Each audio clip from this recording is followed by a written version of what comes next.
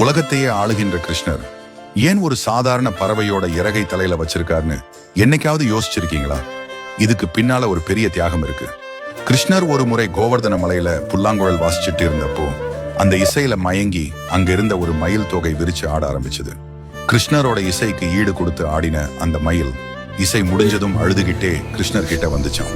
கிருஷ்ணா, உனக்கு குரு தட்சணையா கொடுக்க என்கிட்ட பொண்ணோ பொருளோ இல்ல, என்கிட்ட இருக்கிற ஒரே அழகு இந்த தொகைதான் சொல்லிட்டு அந்த மயில் தன் உடம்புல இருந்து வலியை பொறுத்துக்கிட்டு தன் தோகையை பீத்தி எடுத்து கிருஷ்ணர் காலடியில சமர்ப்பணம் செஞ்சுதான். அந்த வலி நிறைந்த பக்தியை கிருஷ்ணர் ஏத்துக்கிட்டார்னு புராணம் சொல்லுது. தன்னோட அழகையே தியாகம் செஞ்ச அந்த மயிலோட அன்புக்கு அடிமையான கிருஷ்ணர், வைரத்தை விட உன் தியாகம் தான் எனக்கு பெருசு, இனிமே என் காலில் கிடக்க வேண்டிய இந்த இறகு என் தலைமையிலேயே இருக்கும்னு சொல்லி தலையில வச்சுக்கிட்டாராம்.